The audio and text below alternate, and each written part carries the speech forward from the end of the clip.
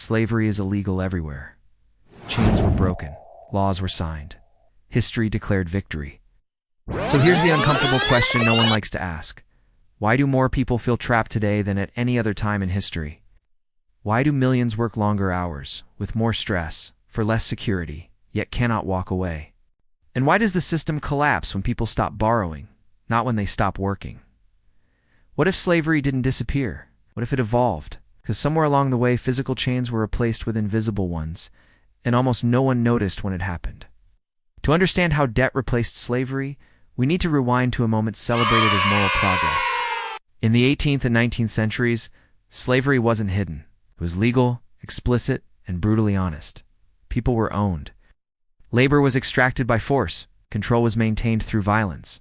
But slavery had a problem. It was inefficient.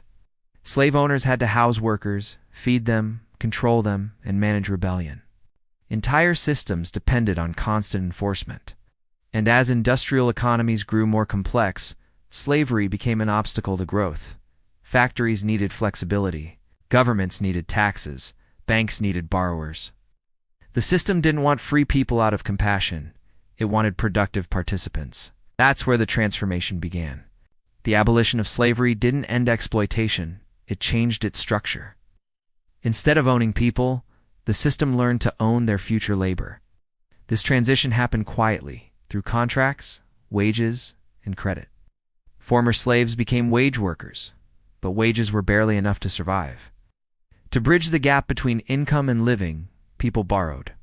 At first, debt was small and local: loans from landowners, credit at company stores, advances against future wages.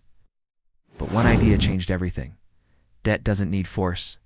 It enforces itself. Because when someone owes money, they choose to keep working. When someone is in debt, they police themselves. This was the birth of a far more efficient system of control. As industrialization accelerated, banks replaced plantation owners as the central power. Instead of whips, they used interest. Instead of chains, they used contracts. Workers were free, but freedom came with conditions. Housing required mortgages. Education required loans. Healthcare required credit. Starting a business required debt. Life itself became impossible without borrowing. And here's the critical twist. Debt doesn't demand obedience today, it demands tomorrow. You don't work because someone forces you. You work because missing one payment collapses everything. The system scaled globally. Governments borrowed, corporations borrowed, citizens borrowed. Debt became the foundation, not a tool. This didn't happen accidentally. Central banking systems expanded in the 20th century, gaining the power to control interest rates, money supply, and credit conditions. Fractional reserve banking allowed banks to create money from loans, not from savings. The more people borrowed, the more money existed, which meant the system requires debt to survive. No debt gives no money gives no economy gives collapse. So debt couldn't be reduced, it had to grow. To ensure it grew, borrowing was normalized, encouraged, even celebrated. There was a time when debt was temporary. You borrowed, you repaid, you moved on. That era ended quietly. The late 20th century, wages stopped keeping pace with productivity. But costs kept rising. Housing inflated, education skyrocketed, healthcare exploded. To survive, people borrowed more, not to grow wealth, but to maintain normal life.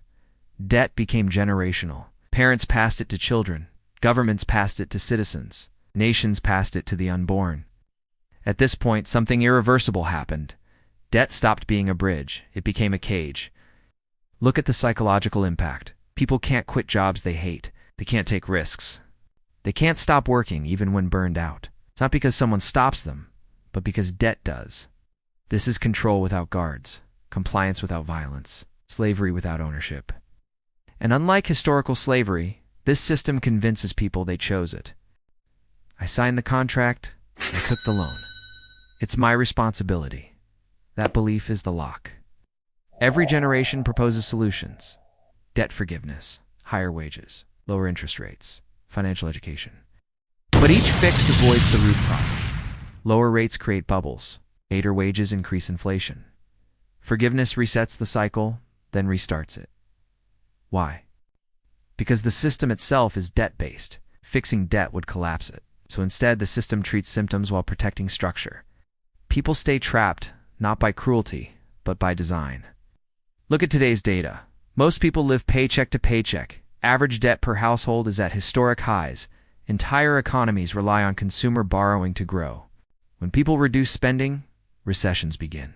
People borrow more, markets celebrate. Ask yourself, why does your financial freedom depend on staying in debt? Why does economic health require your obligation? It's because debt replaced slavery not by force, but by necessity. Now comes the next phase. Digital currencies, cashless systems, programmable money. On the surface, efficiency. Underneath, perfect enforcement. A system where spending can be limited, accounts can be frozen, excess can be controlled. Not through violence, but through compliance. The chains are no longer physical, they're behavioral. True freedom isn't the absence of chains, it's the absence of forced obligation. A debt isn't neutral. It's in large systems. It becomes a tool of control. The most powerful systems don't look oppressive. They look normal. If slavery required force, it would be rejected.